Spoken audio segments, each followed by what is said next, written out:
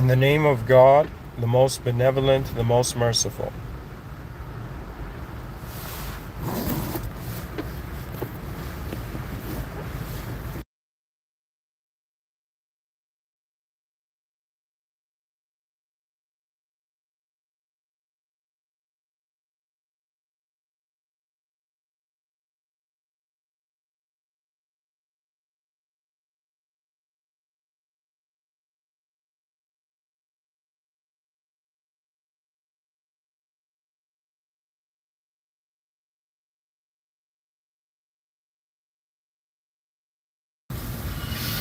Okay, so hello everyone. You're listening to a human being that uses the name Mr.Within.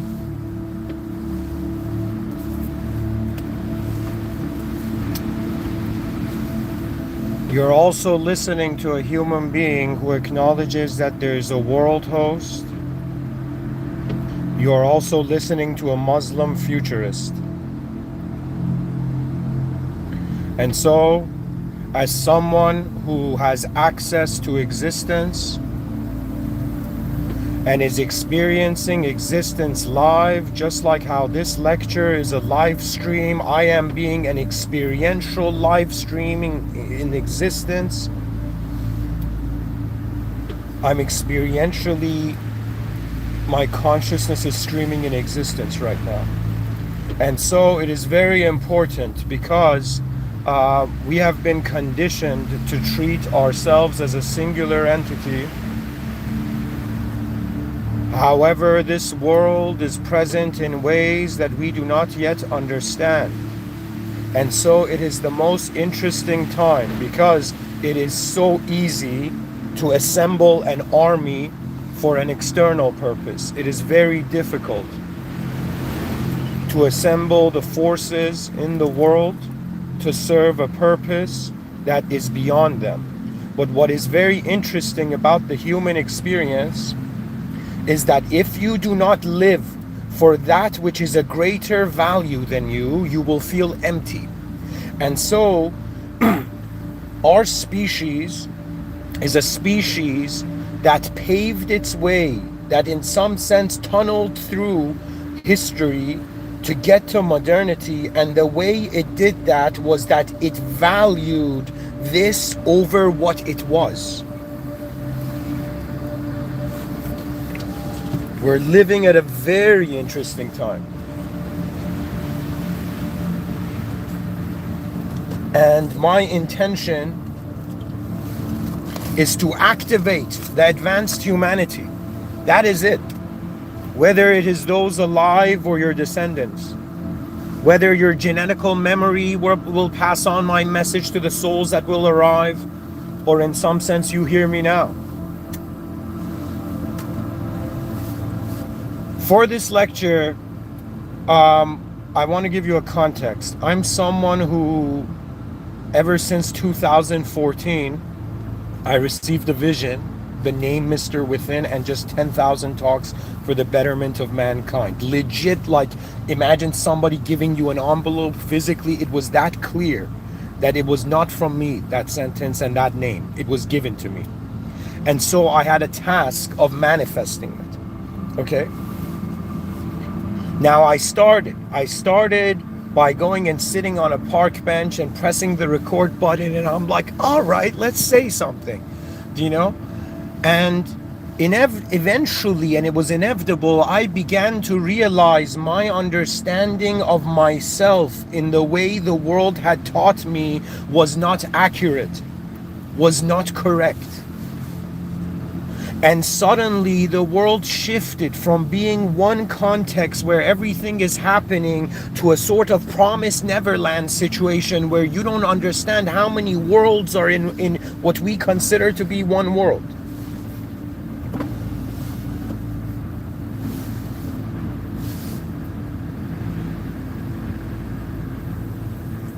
Countless nights I have wondered, because it is a question that it is a question for all of us.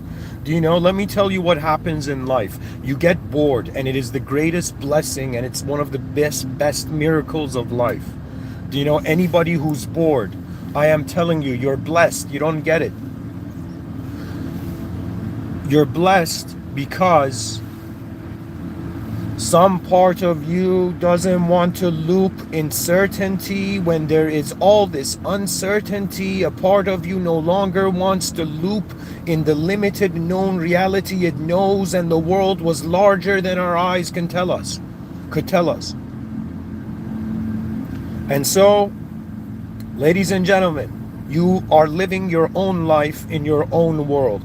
Everybody is. There's 8 billion physically. We are present and attending an existential event, an existential position, an existential place. In front of our eyes, 8 billion individuals. Behind our eyes, each individual is in their own world, and they're not an individual. They are the presence of the moment and the awareness that finds all the content within it. Your identification as an individual is the relationship and the interdependence of the elements you find in an unknown moment of awareness. Your presence has always spoken louder than your words. You are not your words. You are the presence of reality.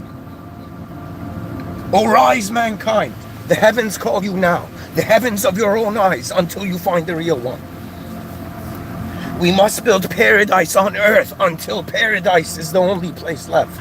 Do you understand? And I do get it. Earth is a room.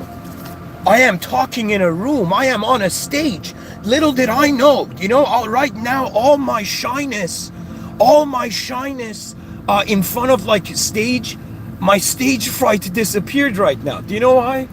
Because I have been on the stage of existence, and it has been an experiential performance.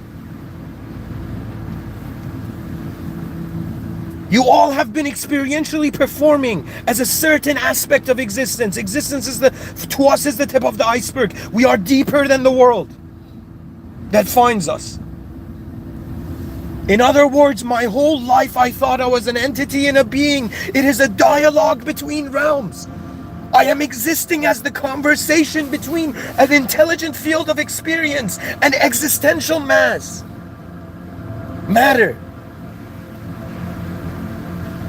And so this turbulence, you don't understand, because they say, Andy Warhol said, I don't know much about this guy, but he had this nice quote I saw. He said, when you go to the edge, you will see that which you could not see from before. And so there are humans that they go to the edge of their realities. Why? Because to stay in a looping realm is equivalent to being dead when you're alive.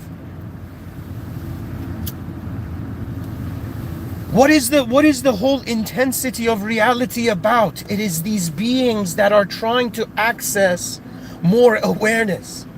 You are all starving, not just for food, not just for specific physical life. You are starving for that meaning and that actual value of what the human position is. That means humans have started telling a story, and we generated the idea of humanity in the void.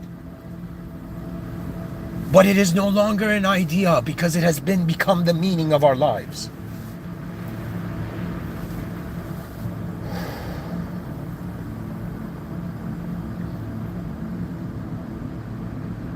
I'll tell you something.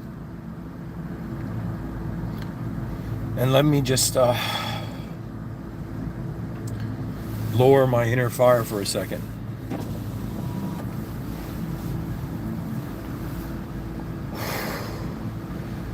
When I came to give this episode, I did not want to talk about this topic. Okay? I came and wrote a title, okay, is feeling alive more important than being intellectually correct? I wanted to give that talk right now. Twice I made the video, okay? The stream wouldn't work. Do you understand? Right? And then I was like, okay. I paused and I was like, system admin, what should I speak about? And I just paused. And suddenly how to solve the problems of the future arose into my mind. Do you know? So this is to me, it's like in the middle, like I came with a certain energy, but now my energy is adjusting to where this title is going. And so I have prepared for you a research component.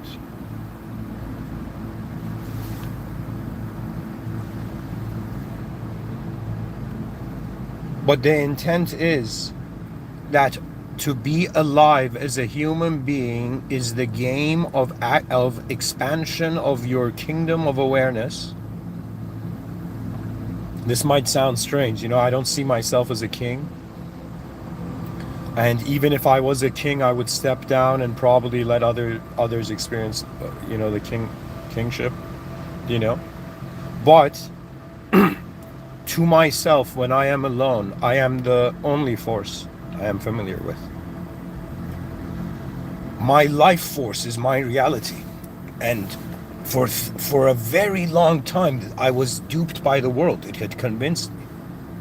But there was something off. There was like a hidden feeling behind the worlds I was walking in, behind my eyes, the worlds I would overlay on the outer realms to give it meaning. And at some point you realize, okay, divinity is like being in a museum. You're not to touch everything. Even if you see something, you're not meant to touch it. You know, because it is a very clear distinction between what is physical jurisdiction, seen jurisdiction, and unseen jurisdiction. And I am someone who, you know, everybody can come and tell me, I don't care. You can clone Richard Dawkins and bring like an advanced AI version of Richard Dawkins or whatever atheist, okay, and that atheist could come and tell me anything. You know, you can convince me. And I will be like, buddy, you don't see what's in the room. Because it was more important for you to be certain before, and rather than to stand in the uncertainty. That is life, to stand in the unknown. And yet we're all trying to know things all the time, to be a specific known thing. You know, confidence is like, oh man, I don't know what to do. It's like, yeah.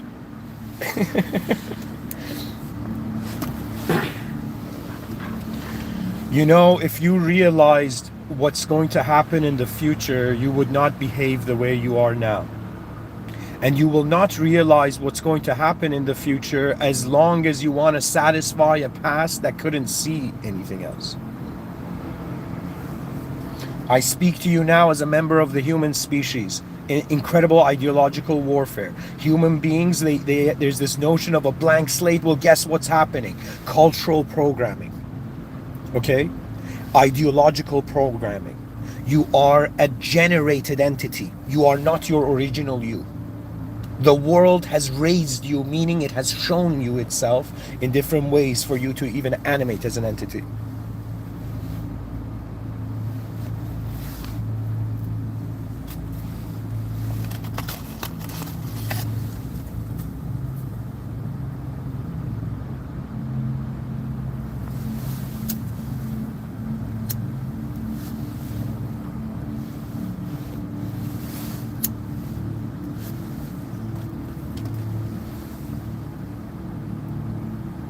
Dear viewers, I encourage you that if you want to attend, if you want to be present in the future, you must understand it is not the same cultural program.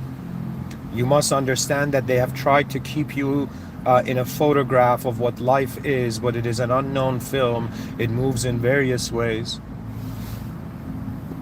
And really, to be a human being is to access content, existential content, and experientially have a relationship with it. You know, more than I am, you know, this, I consider this to be a relationship. I consider my existence and I consider my sense of self to be the relationship of all that I am in all the ways that I am. Dear viewers, you got to understand, because I am Muslim and I truly believe this, I reached this conclusion even before.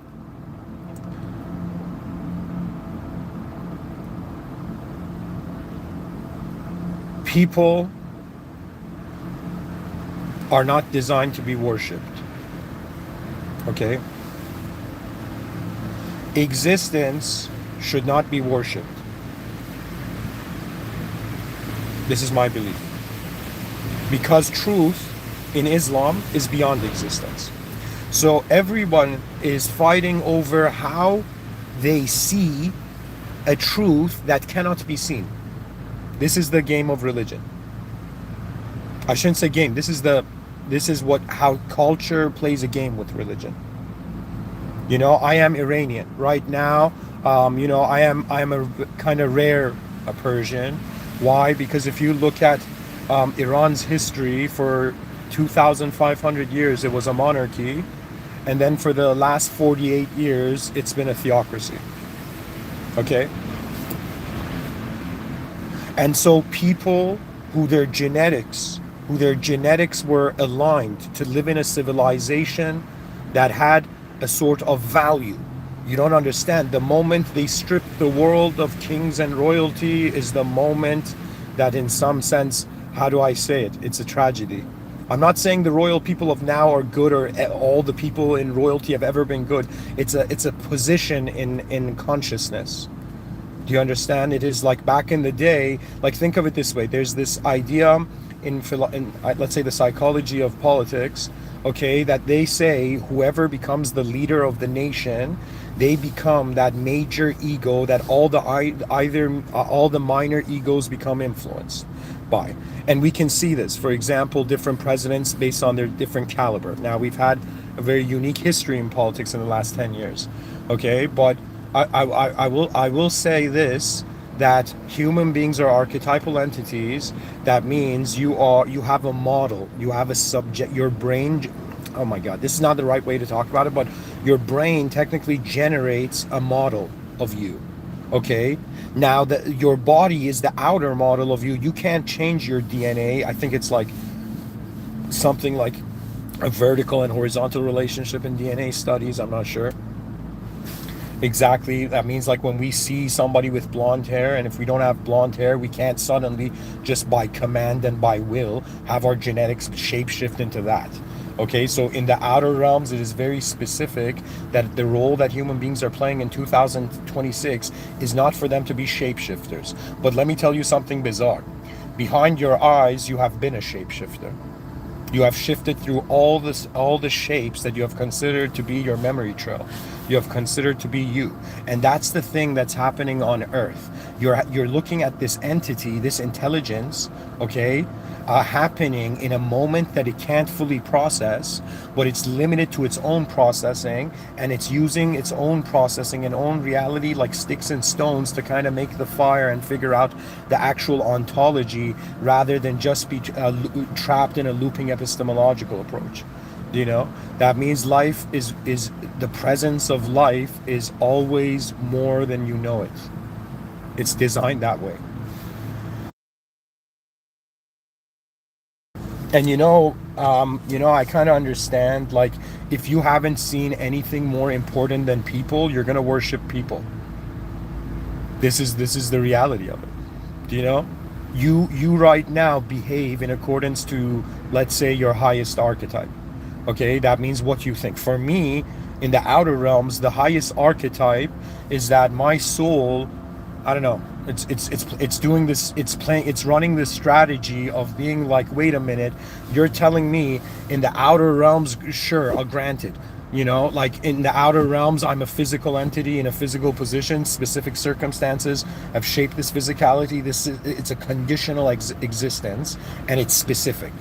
But behind my eyes, what does it mean that I can think in different ways, feel in different ways, look in different ways? What does it mean that a person can be aware in different ways? What does it mean that you're a state of consciousness?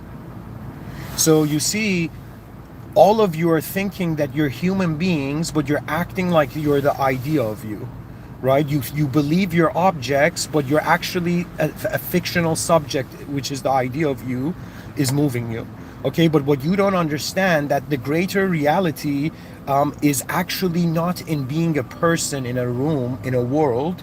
The original life in the Holy Quran, there's a very unique passage where it said the next life is better for you than this one.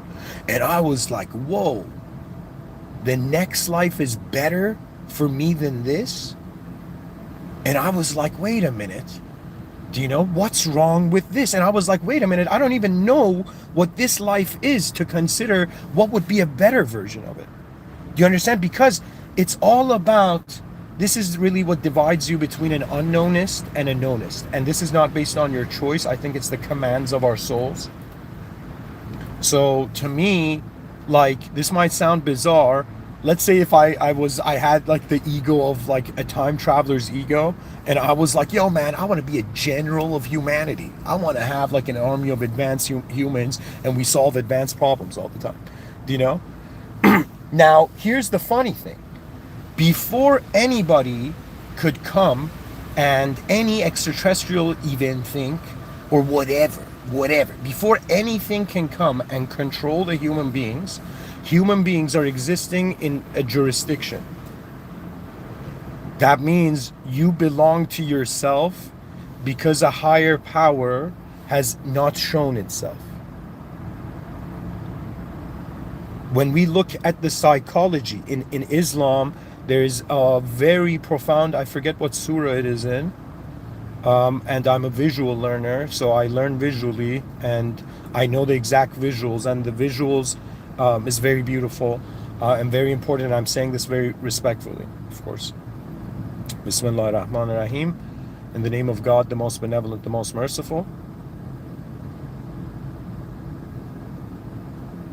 In the Holy Quran, Prophet Moses, that has a direct communication line with the system admin, with the higher power, tells the higher power, I'm saying visually, tells God that I don't want to go to the, send my brother Aaron, Prophet Aaron, peace be upon him, Prophet Moses, peace be upon him, you know. And so Prophet Moses, in the Holy Quran, God, he tells God, I don't have, I don't have a good history, with the Pharaoh, and send my brother Aaron, and I believe Prophet Musa had leprosy or some skin disease. And so God says, no, both of you go, sends the prophet brothers to go. Okay, so both prophet brothers go, and it's so fascinating because in the story, the highlight is Prophet Moses, but you don't understand. The fact that Prophet Aaron was there was stabilizing, was giving confidence to Prophet Moses. Siblings play a huge role, do you know?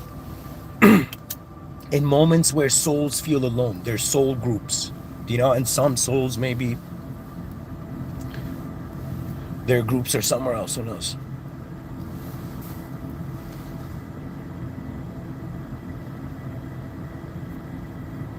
God knows. Anyways, so Prophet Moses goes to the Pharaoh, who was acting like legit the God of the time. And he says, you are not God, and you must in some sense stop your ways. He's a warner, because you don't understand.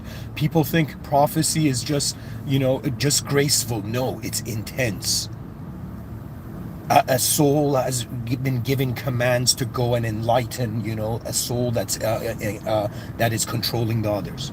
You don't understand, It's not just good beings that access divinity. Chaotic beings also have divine relationships, but their divine relationships tend to be in ones where they are corrected or they experience their own consequence. That means, let me tell you, for anybody who thinks it's okay to be evil and be chaotic, let me tell you what's going to happen. A greater chaos is going to come and devour you. If you act like a younger chaos, an older chaos will come and devour you. Hey guys, welcome. Chat section's popping.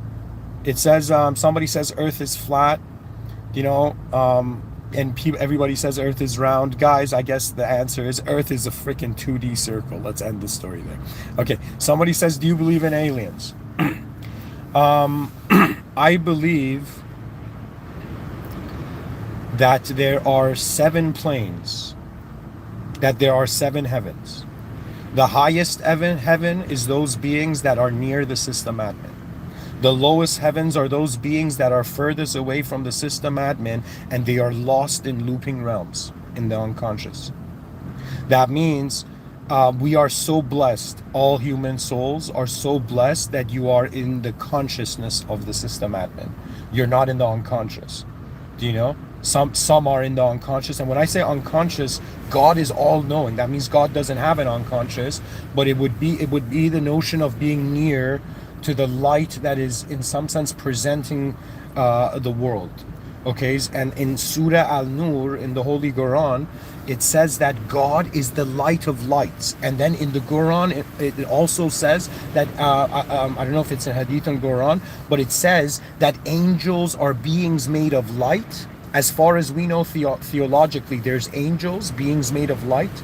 There is, in some sense, humans, beings made of clay and have a system admin privilege, have a very intimate relationship, direct relationship with their creator because they are conscious they are created.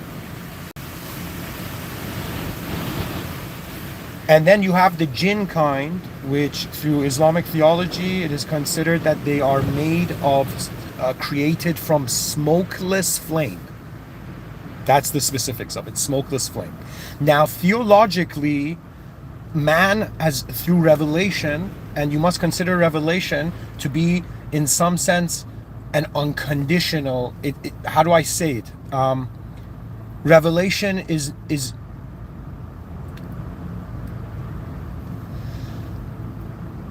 it's something. It's, how do I explain it? Man cannot see the unseen sees man. And so, through Islamically, theologically, there is jinn kind, there is mankind, and there's angel kind. So based on that behavior of the extraterrestrial, I could be like, okay, it's a different intent. You know, for me, some people base entities based on their form, but I've learned through my own discoveries in life that I define people like based on their intention. That means if I see somebody like suffer and somebody laugh or smile, or suddenly their energy rises, I suddenly understand. It's like I saw the code behind their eyes. They can't hide it anymore. You know, I saw what their will is open to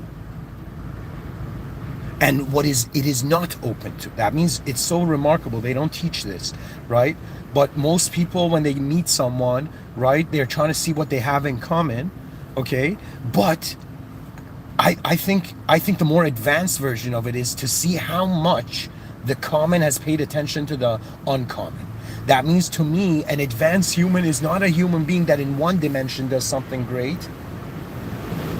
It's a human being that has the greatest awareness and understanding in the room. And I know the greatest understanding of the room is not limited to the human idea. And something to say, if there's Christian audiences listening, in Islam, Shaitan, the anti-human force moderator, it is not an angel. I don't know. In Christianity, they consider the fallen one an angel. But in Islam, it was Shaitan was a jinn, and was a very pious jinn. That means was an entity, wasn't human, wasn't angel, was jinn. But as jinn was pious. That means it doesn't matter what you are. It's your purity. Your purity brings you access to the original earth. Your impurity takes it away. Now the question you should ask me when you hear that is, wait, what do you mean impurity? Purity? Is it impurity of the ego, or the purity of presence, simplicity of presence? And I will tell you, in my experience of life, and I'm sure it's the same for others, every time that I have made myself more important than the moment, the glow of the moment became darker.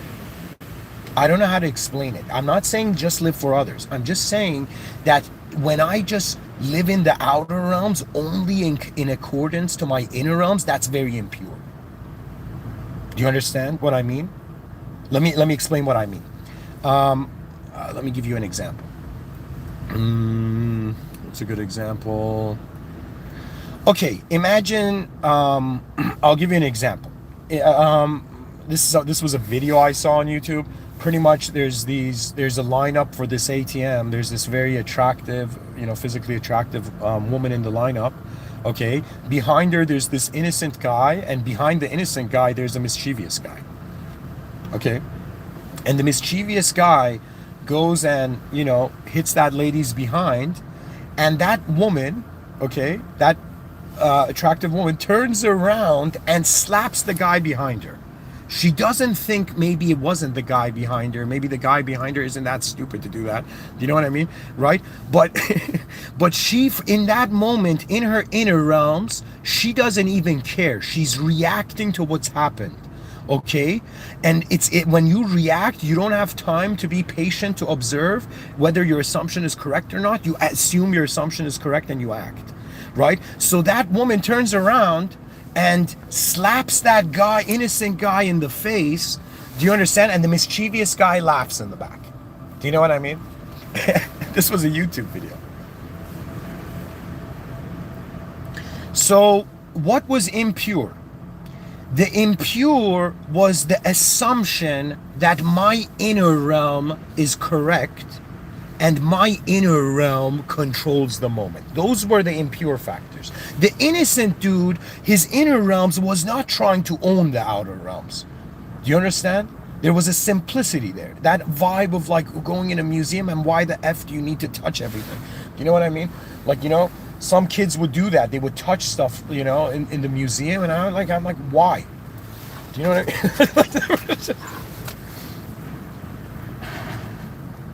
So anyways, folks, where I'm going with this is I have realized we have minds that live ahead of our moment. So in reality, what the brain is doing is it's simulating, if it did something, what would it look like? And if it reaches a conclusion, the confidence is there. Do you know what confidence is really? I believe confidence is when you see a path. When you see a path through. When you can see you can see where the plane of existence is landing.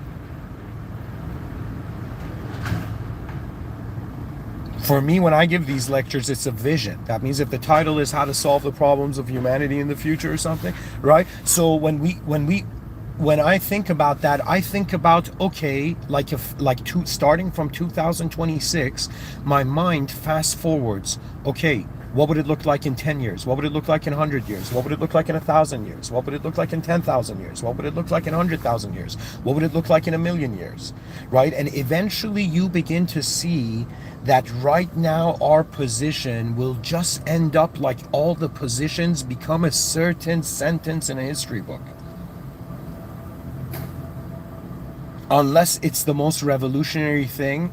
And I keep saying to politics, anybody, any politician who's in power, if you just for a second don't believe that in some sense taking is the way, and for a moment, I don't know how to say it, guys, like all the funding of all nations can go to research of health, can go to the beautification of the civilization, the architecture of the civilization.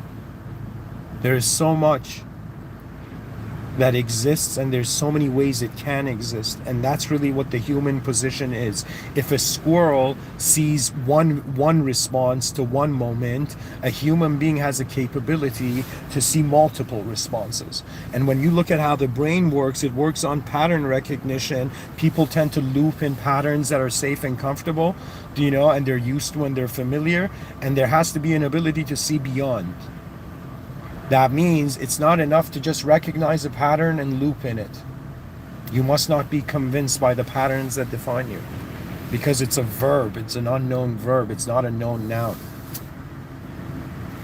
When I envision the future generations, I realize it's just how existence is handled, how it's managed. And if it is designed well, it needs less management. If it's like terribly designed, it needs management. So to me, management is a role that is required. When the design initially, what the founders created, is not manageable.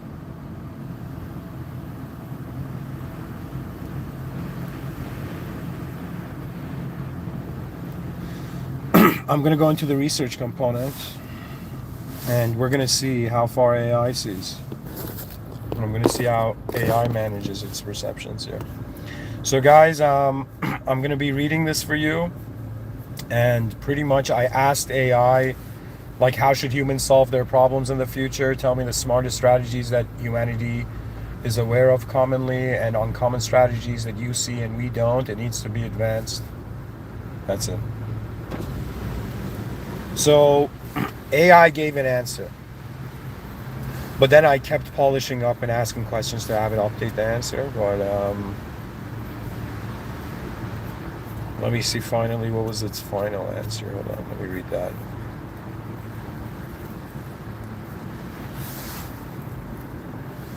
Okay, so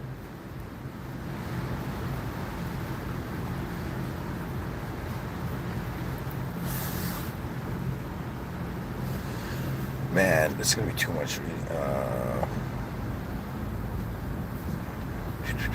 Okay. Whatever. I'll just read the first thing, first answer. The smartest, so ChatGPT 5.2. This is the research component. The smartest strategies humans commonly know, but fail to apply consistently, according to AI. 1. Replace reaction with deliberate time buffers. The most basic intelligence upgrade humans already understand, but rarely enforce.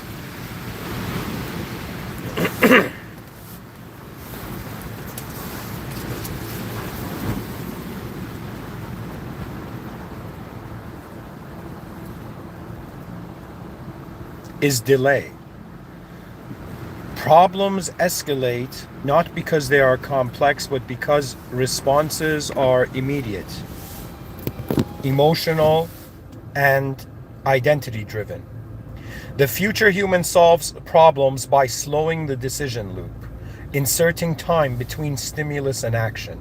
The single practice reduces conflict, error, and regret more than any technology ever invented.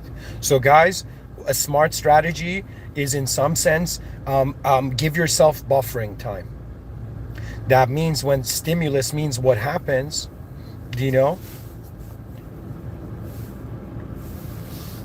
before you respond, give yourself time to look at what's happening and be patient. Our instincts are like, yo, quickly make a decision so you don't look bad, but give yourself time. Okay, that's one strategy it's saying. Second, move from blame to systems thinking. Humanity already knows that blaming individuals does not fix recurring problems.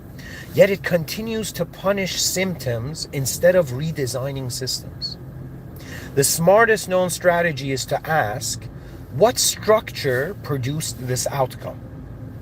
Crime, burnout, addiction, misinformation, these are not moral failures. They are system outputs. Mature civilizations redesign incentives instead of hunting villains.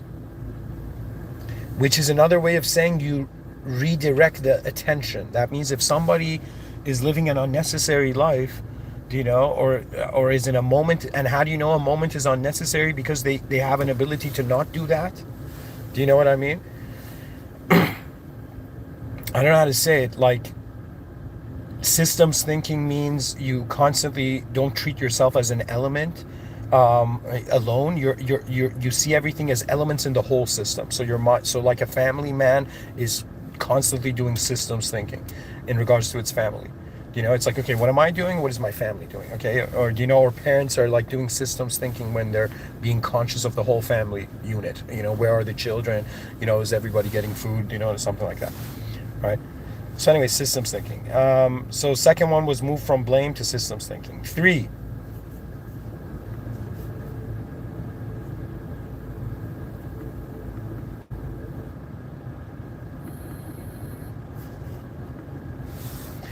Solve root causes, not surface fires. Humans know this intellectually, but emotionally resist it. The future demands ruthless The future demands ruthless prioritization of causal depth. Not, in quotations, how do we stop the conflict, but in quotations, what conditions made conflict inevitable. Every problem solved at the root prevents 10 future versions of itself. Okay, we should write that in a t-shirt. Every problem solved at the root prevents 10 future versions of itself. 4. Cross-disciplinary integration. The smartest civilizations do not silo knowledge.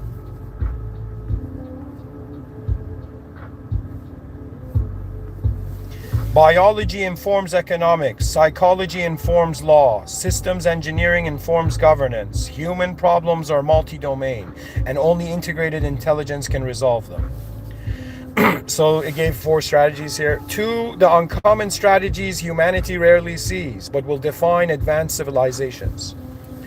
Now we move beyond what humans already know into what they have not yet become. 1. Treat problems as signals, not threats. Advanced intelligence understands this. A problem is not an enemy. It is feedback from reality. Most human suffering comes from fighting signals instead of listening to them. Economic crashes signal misaligned incentives. Mental health crises signal identity overload. Social polarization signals narrative favor. That means all countries are, it's so funny. 8 billion human beings, 8 billion inner realms, 8 billion personal narratives trying to all figure out what their collective narrative means. And ultimately they're going to realize honor is key. Without honor, it's like you're not in the correct room of life. We need to have an honor for all that has journeyed this far. So honor the journey of reality.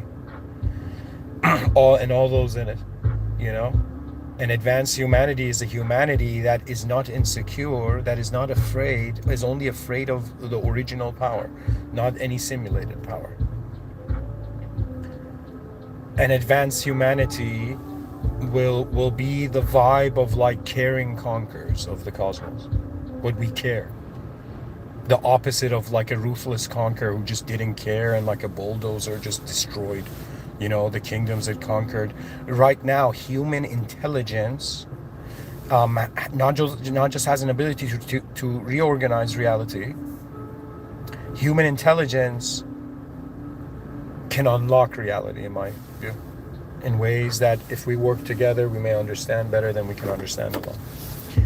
So 2, the second uncommon strategy humanity rarely sees according to AI, and I'm reading this, guys.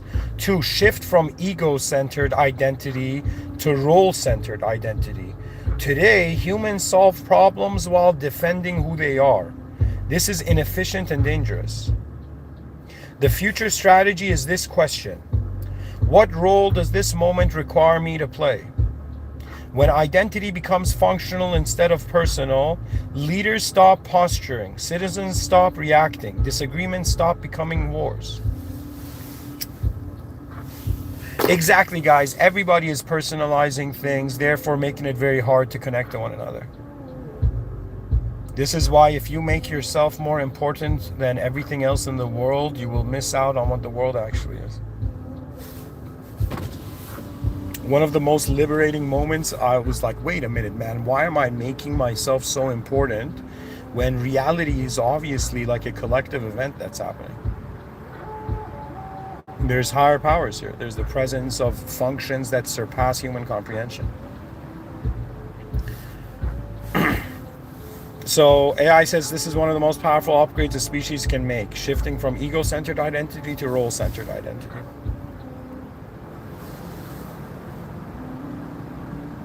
That means instead of you being like, who should I be in this moment? You're like, okay, what role does this moment require me to play? What is my true caliber of performance based on the furthest reaches of my awareness to how everything's even present at all, 3, separate emotional validation from decision authority. Modern humans confuse 2 processes: feeling understood and making correct decisions. Wow. Advanced societies honor emotions without letting them steer systems. You can validate pain without redesigning reality around it. You can listen deeply without surrendering logic. This separation alone would end most political, familial, and cultural breakdowns. Guys, this is so key. This is I legit talked about this, you know. I gave a lecture on emotional enmeshment, okay? And to tell you, guys, do you know what this means? This means that for the sake of feeling understood, we don't make correct decisions. And it's okay for someone to become emotional around you. It's not okay for them to want you to have their emotion. Somebody in the chat section says, where are you from? I was born in Tehran, Iran, and at the age of 7 came to Vancouver and then moved to Toronto and then went back to Iran for a little while and for a few years, and now I've been in Toronto, Canada most of my life. But if you want to know where I'm from, you know, as the philosopher Diogenes said correctly, I'm a citizen of the cosmopolites, bro. You think I'm a citizen of a symbol of painted surface, of a painted surface? Do you know I am a member of the human species? I identify as the human species. I am a citizen of an unknown world, you know, before anybody gave a name to it. Okay, so I'm a presence in life before any answer can satisfy your question. I'm an unknown presence in this life, you know, as we all are. These are the known manifestations of it. But thanks for engaging the chat section, guys. I appreciate it.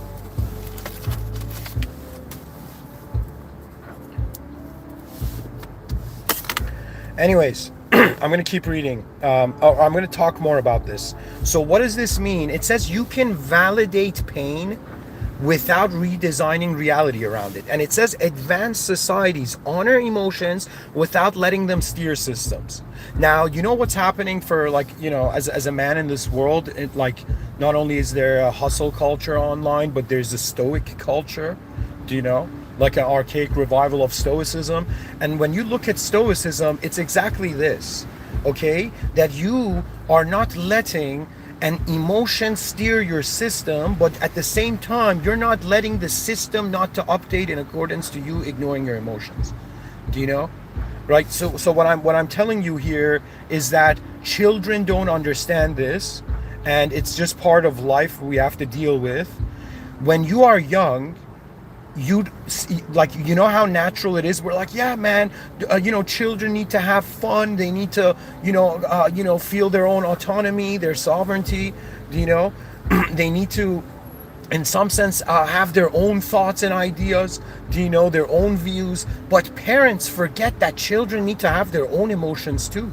As a being that has entered this world, it has to just pause and be like, okay, how do I feel right now? Do you know that means? Imagine a child, okay, that suddenly fell from a chair. Let's say like an 11-year-old kid, okay, he falls from a bike or something, or something, you know, something that falls from a branch of a tree. Nothing happens, or even if something happens, whatever, right? I'm saying the child cries. Okay, now that if the mother was there, the mother's like, my poor baby boy. Do you know? Unconditional love archetype plays the role of unconditional love. The mother, the father's role in that moment is to tell the mother to back off and look at his son and be like, son, how do you feel right now? Okay? You know, and the son's like, my hand hurts, dad, you know, and starts crying, you know, and it's like, son, it's okay. Keep crying. I want you to cry until you figure out why your hand hurts. And the kid has to go back through his mind, rewind the moment of where it made a mistake. Okay? You know, so that means the child has to be able to have its own feeling, but of course it doesn't know what feeling is correct either. Do you know? Right? But I'm telling you, the whole point of it is the child has to understand it's okay for me to feel something. And you know why right now in today's society, there's like, excuse me, like maybe like 70% of the population is insecure or something, do you know? Or there's something like wrong. Do you know why? Because we didn't get a chance to be like, okay, right now I'm feeling sad, and that's normal. Do you know? It doesn't mean like when suddenly somebody feels, or even if like, you know, and let's say somebody is beside you feeling sad. When I was younger, I would legit resonate with them like an empath. I would allow myself to be an empath, and I would be like, oh my God, you know, I feel you're suffering. How can I help? That was bullshit, yo. You know, and let me tell you why.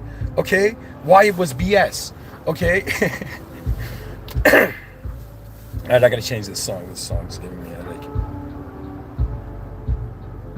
It was pretty chill though, but still. There's this song called Sky Reacher. I'll play that. So what does that mean? That means, guys, this is life. You know, our ancestors didn't know better, and we're hoping that we know better, you know, but we might still not know better, you know. And in this life, every person, let's say, every starting consciousness, from the moment your consciousness, you're born in this world, you enter this system, from the moment your individual consciousness arises, the whole point of life is realizing that in order to grow in it at first, we require to depend on it. The system is designed for children to understand that, okay, I gotta depend on my environment to survive because I don't know anything, because I don't know better, right? But after some point, if you notice what's happening in life, it's like a video game. You're logging in the morning and you're logging out at night, okay? And when you repeat this cycle, any game you play repeatedly, okay, you attain clarity over time. Do you know? So repetition, I believe, brings clarity. Even if you're a fool, you repeat something. Do you know? Like, even if I have no talent for, like, I think I do, of course, but you know, but even if I had no talent for, like, let's say fighting with an axe, okay, do you know, or fighting with two swords, or in some sense, like if I was back in the day in medieval times, I'd probably fight with two swords or a spear, you know. But whatever it is that if I want to access competence in that domain, if I want to be truly capable of expressing that ability, I have to repeat it to such a degree that I no longer fear the expression. I don't fear talking anymore, but I used to.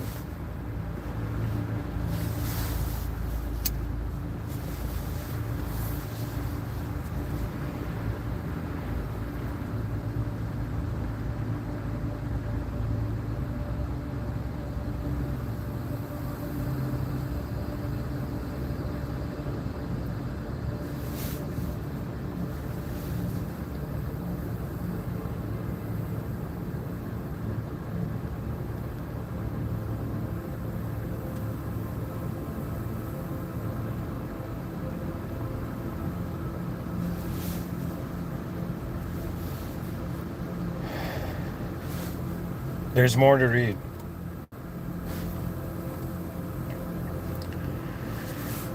So it says the separation alone would be most political. Okay, no. So third was separate emotional validation from decision authority.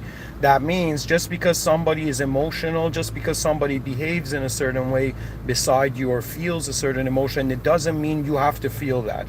Do you know? And so I was capable of separating the rooms of my mind in regards to the inner realms and outer realms, discriminating between that. But I had not considered that I am living in the emotions that are not my own. And that fascinated me. And I realized that, yes, I have not been responsible for my emotions. I've thought as a human being, emotions are like distractions. You know, I play this video game character called Xerath. You know, in League of Legends, my peak was Plateau, but I'm trying to get to Emerald.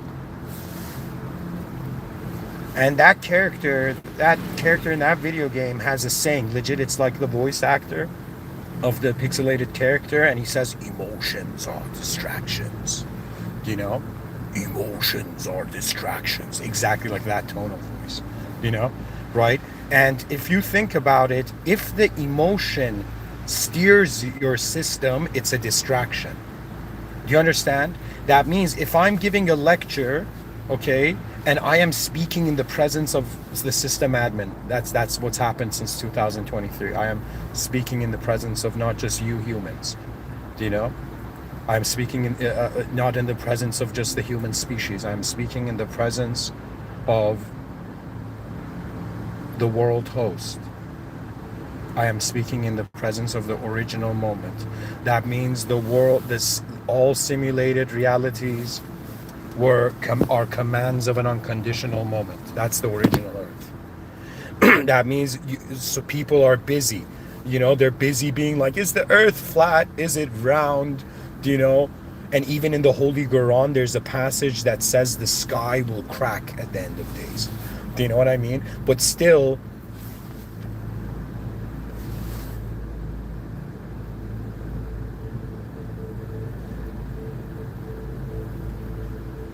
it is very important to not get emotionally possessed. And I will say this to young men, because this happened to me, okay? You can get emotionally possessed, okay, to behave in ways that are not your natural behaviors. Be very cautious. I'm saying this to everyone,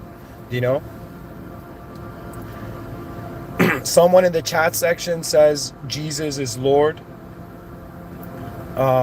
So to kind of explain the difference between, I guess, the Islamic lens and the Christian lens, if you treat the moment as 8 billions in a box, okay, imagine we're all in a box, okay, 8 billion souls in a box, or 8 billion beings in a box, okay, these beings, okay, okay, I'll start from a Buddhist. The Buddhist sees the emptiness inside the box as the same as the emptiness outside of the box. So the Buddhist doesn't care for the box, okay?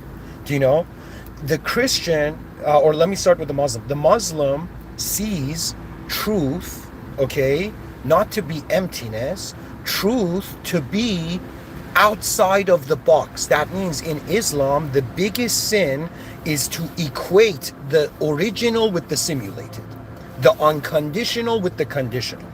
Now, Christianity has this view that Christ, if I remember correctly, in regards to the Father, the Son, and the Holy Ghost, there's 3 dimensions to one truth for in the Christian mind. However, the issue from the Islamic perspective is that Christianity sees Christ as not just the son of a father, sees the Father as the Son. So you see the Son as the Father. Do you see? That's the difference. So Christianity sees Christ as the unconditional truth, but Christ is a conditional entity. And the Muslims are like, guys, truth is beyond the box, and Christians are like, no, this individual in the box is the truth outside of the box, is the only way to see the truth outside of the box. Now let me say something. This is because I've talked about this before, let me tell you my final perspective to the individual who said Jesus is Lord. As a Muslim, all prophets are advanced beings so much closer to God than we are, all of us, in my view. Do you know? In regards to God had a direct relationship with these beings. Okay? And it's not also possible to say that Christ is just a man. Do you know? It's not possible to say Christ is just a man. But I will say this, that as a Muslim, from a human perspective, as a Muslim, I cannot make anything in the world room equal to outside of the room. That means I don't care if it's a shimmering, glowing, angelic humanoid being that appears and helps solves all my problems, and then afterwards I'm like, who are you, shimmering white light being? And the shimmering light being says, I'm God, and I'll be like, no, you're not. You're God sent. You are God's will, but you are not God. Do you know? So from the Islamic perspective, as a human, Christ cannot be God, because God is an unconditional being. No condition can limit it. Okay? But here's the thing from the Christian view, that I can see it be possible only in this way, that Christ can be God, if God can do whatever it wants. But from the human perspective, I cannot see Christ as God, but God as a being that can do anything, therefore is possible to be Christ. Do you understand what I'm saying? So Jesus is Lord only possible if from God's point of view. As a Muslim, I can say this.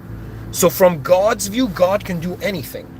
Do you know? God can be Christ, God can be the whole world, God can be anything. From God's view, it's an absolute unconditional being. Okay?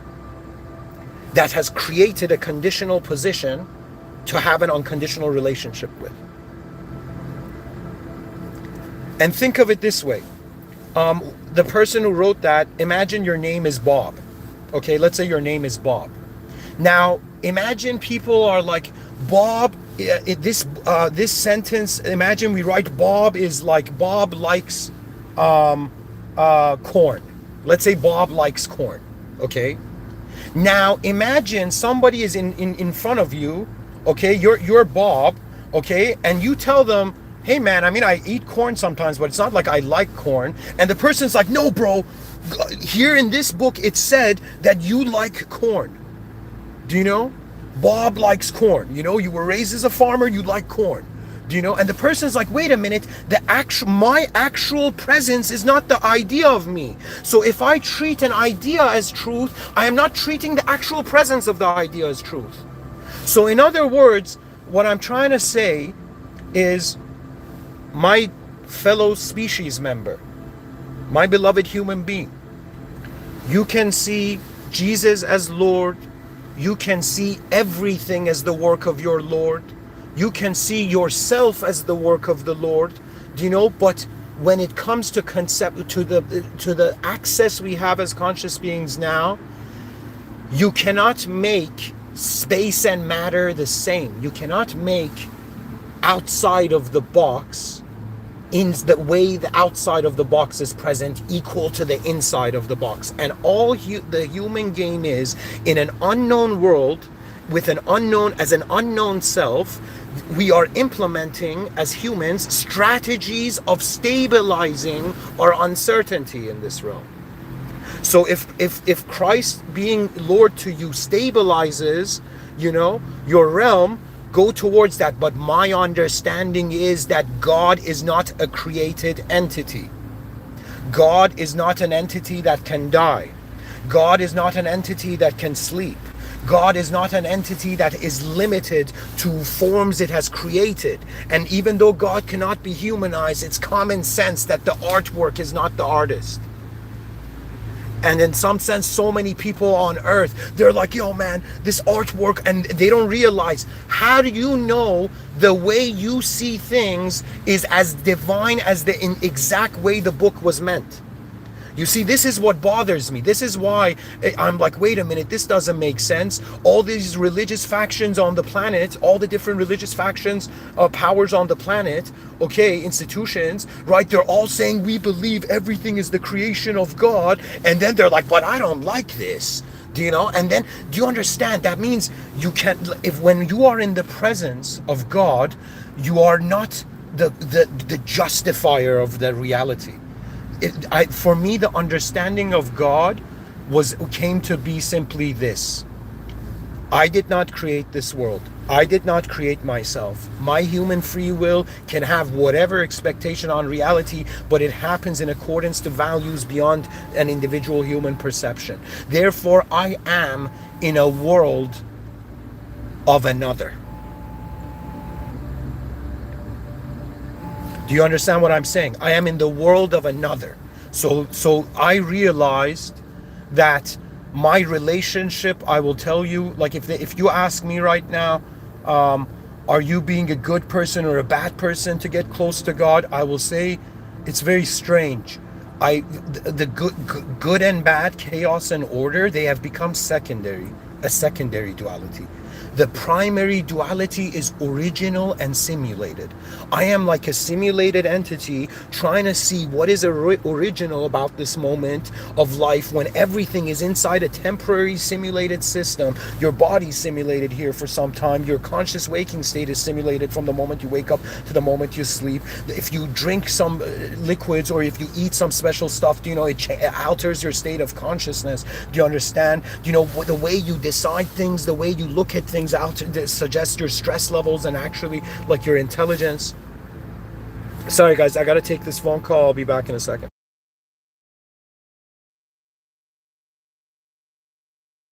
Sorry about that, guys.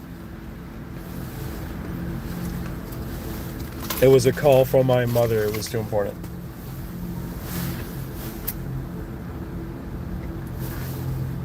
I believe in Islam, I think there's a hadith or something that they say, even if you're in the middle of prayer and your mother asks you for help, you need to go help her, you know? Because let me tell you guys, what is the purpose of getting near to God? What does it even mean? It means you realize there is an unconditional authority. It means it's not just humans here.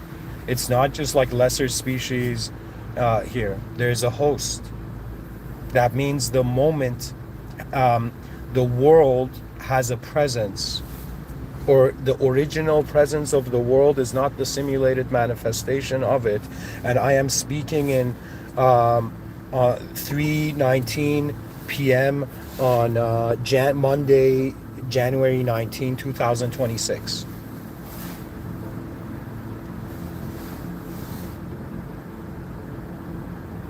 Okay, so there's activity in the chat section. Somebody says, I agree, but God limited himself for us so he could wash our sins away, as he saw we couldn't do it ourselves.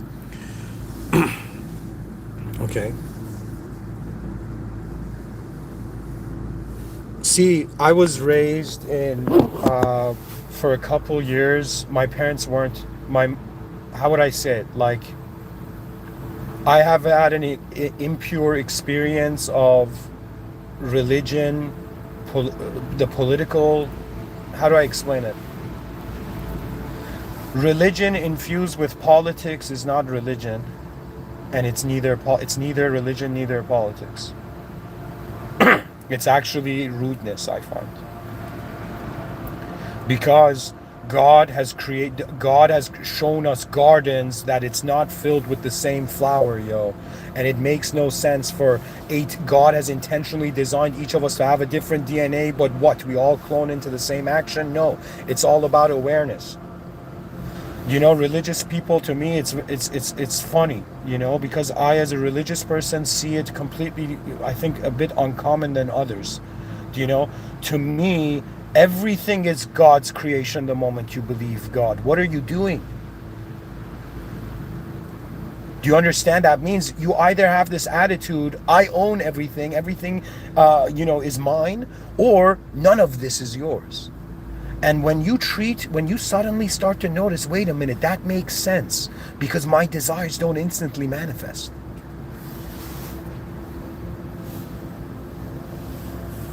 You see, to me, God is the original presence of everything. And I believe the task of prophets, you know why in Islam, this might be very interesting for, the current viewers to know. You know why in Islam they consider Prophet Muhammad, peace be upon him, the last seal of the prophets? You know why he was the last prophet? And after that, for Muslims, their divine relationships is only in righteous dreams. And of course, God, if they go near God, God's will surpasses any human rule. That means think of it this way. We find ourselves in an unknown condition. We know ourselves in that condition conditionally. So we create a known condition in an unknown condition, and we want to validate that known condition everywhere, in the unknown. But the unknown is greater than the known. That means the moment I realized I am not the main character, God is, and God is not a character. It's like we're characters in a novel.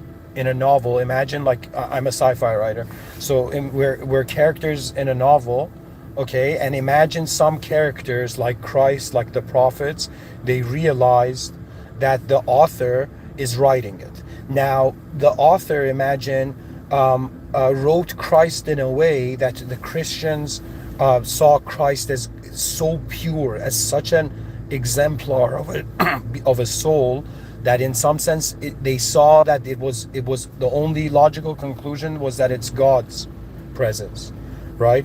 They saw God's presence within Christ, okay?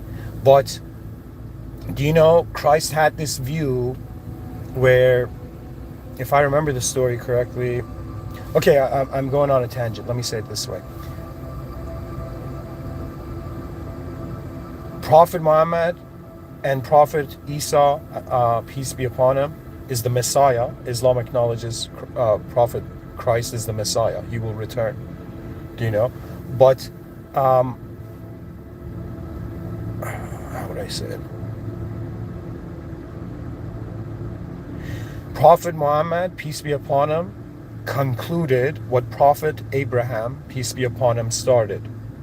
And so the realization that truth is beyond the world room is the ultimate realization. There can be nothing. What else can be greater than that? So to me, it's all beings are establishing a relationship with a higher power. Sure, you know, you can use a moderator, but Islam says go directly to the system admin, because I see Christ as Christ, let us say, is moderator status. Do you know? But in Islam it says go directly to the original, and the original was before, the conditional was the aftermath. So you can tell me anything, man. I appreciate it and I respect your view. I have seen some beautiful pictures of Christ, right? Where Christ is, I think, in everybody's psyche, you know, and as an archetype, right? And how do I explain it to you that I saw this picture? It was like this hand-drawn portrait of this guy who was like injecting himself with drugs, but his hand wasn't his hand, it was Christ's hand. And I do understand that Christ for Christians is a relationship. Pretty much all religious experience has this algorithm, okay, where you give all your suffering. You realize you did not create you. You realize a higher power has commanded your position of awareness. And when you realize you are, how do I explain it? When you give your problems and your suffering, and in a very poetic way, your soul back to God, okay, then it's like a YouTube video becomes high resolution, and you're not living in a world where the presence of reality is only accessible to you if it's a specific consciousness, do you know? Because if Christ is the only truth from the Christian perspective, then what about the rest of the cosmos? The only way truth can be accessible to the rest of the cosmos is if it's beyond the world room, beyond the cosmic room. Christ is a very advanced being, like all the prophets were. And they were all tested. That's what it means to be a prophet. People use that word. Be very careful. Do you know? The prophets were tested, but they were tested in a greater game than those around them. So I honor all efforts of humanity. I realize that this is it. Like, this is what we've got, right? And this is what we have to advance. And I hope the day comes when all religious people read their religious books again and realize that they are not the owners of manifestation. That the world, in Islam, there's a saying, Alhamdulillah Rabbil Alameen. All praise due to the Lord of the worlds. That means, are you gonna live in a looping simulation with a bunch of looping beings, or are you going to realize the true light of lights, the presence of the world, that there is a power that moves it all and concludes it all, and we are watching the show? For I am not just me. I am all that moves the world, that this me can have a potential in. Believe it or not, guys, I think there's more to the research component that I didn't read. So 4, solve problems at the time scale they belong to. Humans panic because they mismatch time scale. They try to solve, so I'm reading this, guys. This is ChatGPT 5.2. Continuing the research component, the 4th uncommon strategy of AI to solve humanity's problems in the future. 4, solve problems at the time scale they belong to. Humans panic because they mismatch time scale. They try to solve evolutionary problems with daily emotions, generational problems with quarterly thinking, civilizational problems with viral timelines. The future human always asks, what is the natural time scale of this problem?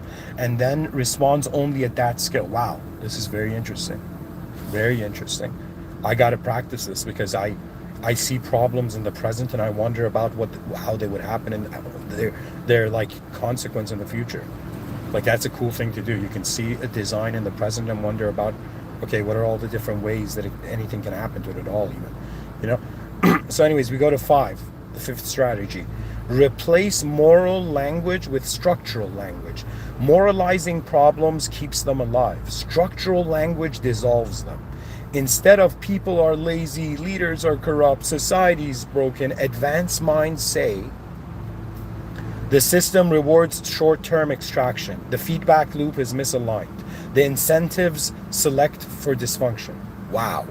So guys, your emotion might be tied to a moralization method, but bring it to a structural method. And you know, I guess this is in my domain because I have this. I find I have a designer's soul, just since childhood. It just activated in different ways. It says this shift transforms outrage into engineering. So we got to transform outrage into engineering. We got to look at the structure, not just like, yo, we feel this because this is what symbol this falls into. You know, we're going to be like, no, okay, what's the actual engineering behind the thing? You know, that means to open the hood of the car and actually see the structure to the views that are making you feel things, you know? Okay, then we go to 6, optimize for species level intelligence, not individual victory. This is the largest blind spot of modern humanity. Humans optimize for personal success, group dominance, national advantage. Advanced civilizations optimize for species level coherence. And guys, I'm going to just pause the research and say something here. When it says advanced civilizations optimize for species level coherence, a way of looking at the individual human life is like maintaining a coherent self through all the conditions of your lifetime from the beginning to the end, right? So now we have to kind of start thinking of how does the species maintain a coherent self in its in the human odyssey, in its journey, in its legacy, for its legacy. So it says advanced civilizations optimize for species level coherence. The guiding question becomes, does this decision increase humanity's long-term intelligence, resilience, and coordination? When this metric becomes primary, war becomes irrational, exploitation becomes obsolete, and cooperation becomes strategic - not moral.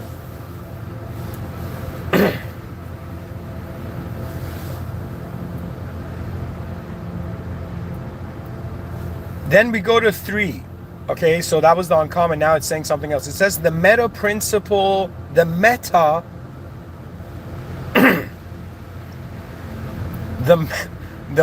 principle, the future will run on. I'll leave you with the principle that underlies all advanced problem solving. I'm reading this, guys. The future is not built by smarter answers, but by higher order questions. Primitive minds ask, who is wrong? Advanced minds ask, what pattern is repeating? Primitive minds ask, how do we win? Advanced minds ask, what must evolve? The moment humanity shifts from reactive intelligence to reflective intelligence, most of its unsolvable problems will quietly disappear. Not because they were conquered, but because the species outgrew them. So it says the moment humanity shifts from reactive intelligence to reflective intelligence, a lot of what we think is unsolvable becomes solvable. It'll disappear. So it means it's a context shift. That means your patience will allow you to access more context before you conceptualize. Okay. It says primitive minds ask, how do we win? Advanced minds ask, what must evolve? The moment humanity shifts from oh no, I read this, sorry, that was it. Let me see at the end what it can say. Yeah, it's the same stuff repeating. So that was the research component, guys. I'll read it all again. So the smartest strategies: replace reaction with deliberate time buffers. 1.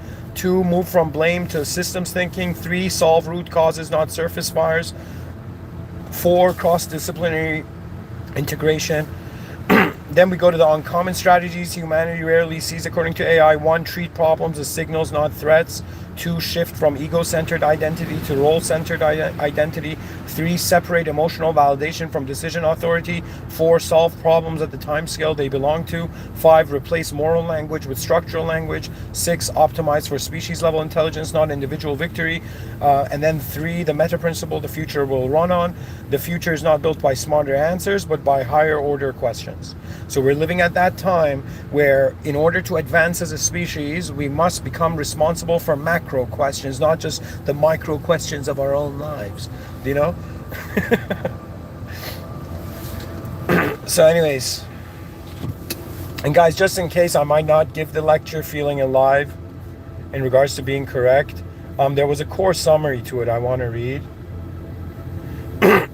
So at first I wanted to give a talk called Feeling Alive is More Important Than Being Intellectually Correct. There's a passage I just want to read because I don't know if that moment's going to arise anymore. I'm going to read this again. It says, in simple terms, being intellectually correct is about having accurate ideas, but feeling alive is about your whole system: mind, body, emotions, and intuition, being in alignment with life. You can be right and still empty, stuck, or disconnected, because correctness also doesn't tell you how to live or move forward. Feeling alive is a deeper signal that your intelligence is actually integrated and usable, not just accurate on paper. Yeah, you want to access the ability that the conditions of those ideas activate, like as if like what you see or what reality, how the context shifts. You know, humans are just trained in concept shifting, you know, in one fixed context, but context shifting is a very important skill. And anyways, guys, thank you for listening. I hope this was an interesting lecture, and we must put an effort as a species. So I'm going to give you some numbers here. Considering a 300,000 year range, 117 billion people have existed. Currently 8.1 billion people are alive. That's 7% of all humans like considered to have existed that are alive now. It's very important also that we are the original natural biological humans that do not have, we are kind of cyborgs in regards to subjectivity, like we have names and we're characters and stories and we communicate, but I'm telling you, we are still biologically natural entities. Okay, the skill of communication is naturally generated. Okay, however, I'm saying that we are the original biological natural humans in a world that AI has not perfected yet.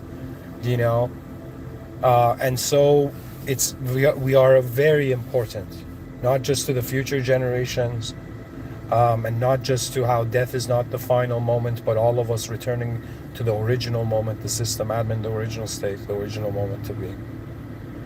Meeting the system admin is the final moment.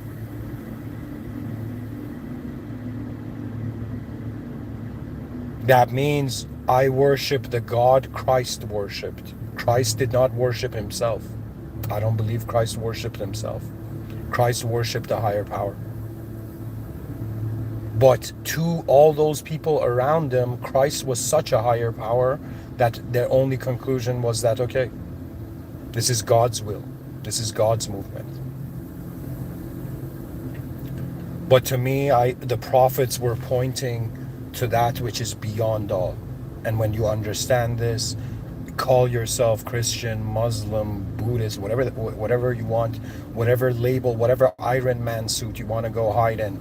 The reality behind these revelations are simply this: you are in the presence of the higher power. You are in a lower power position.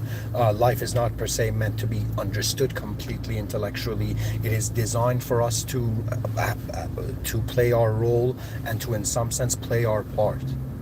That means in the same way the leaves of that tree have courageously, arisen, in the same way we human beings play our part in the nature of this reality, and so the mind stabilizes when it actually goes through role based thinking. That means I feel so much better as a human when I have made this Mr. Within a sort of role for myself, where I'm like, okay, everybody's too busy enjoying life. What are we not seeing yet?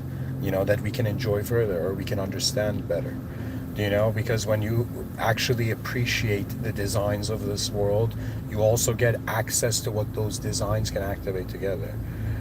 So to me, I am waiting for humanity to realize God's smile, and when we realize that this is an administered system by a higher power, just like products are generated in factories, this is not God cannot be humanized. But it's like, contact the manufacturer, go directly to the source, not the appearance of the problem, and advance humanity. Because we're all living for every person I see, they're living for their better self in the future. You're working for your advanced self. Well, guess what?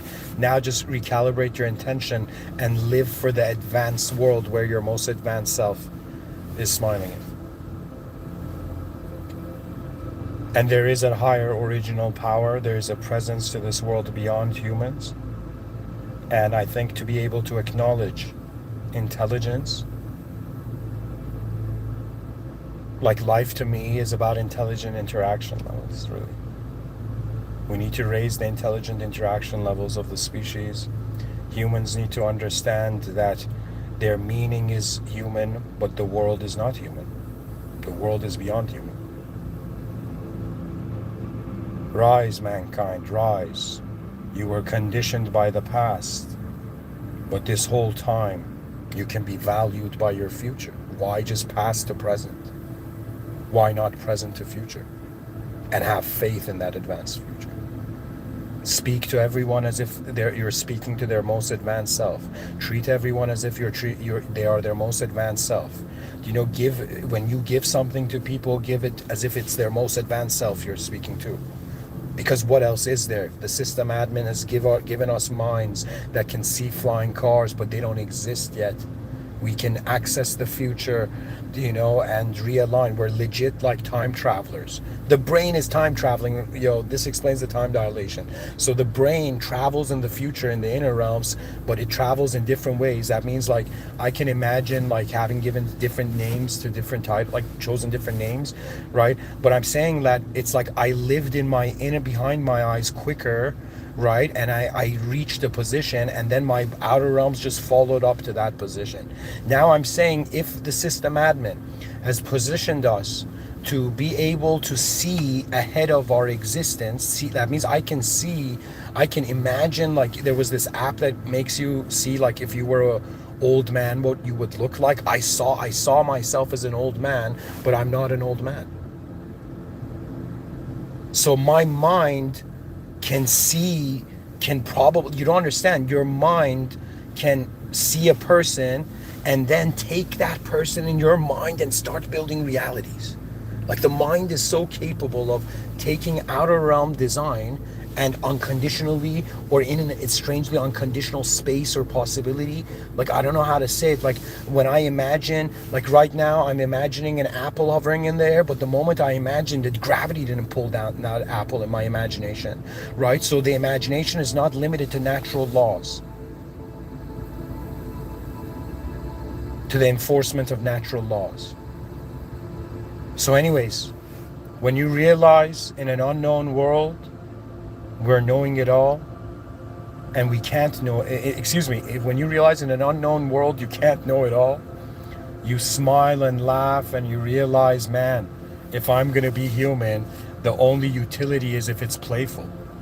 So to me, honestly, I can't be that serious with the human species, because we're all living in silly ways.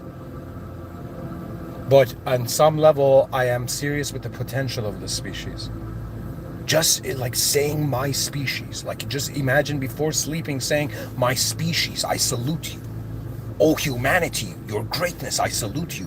What you will become, all the things all the blind spots of yours you will see. And in some sense, how you will usher yourself into a new caliber of an organized and incredible species. For the advanced is the destination. We are destined for the most advanced return to the original. Alhamdulillah Rabbil Alameen. All praise due to the Lord of the worlds. In the name of God, the most benevolent, the most merciful, and the most advanced. Thank you for listening.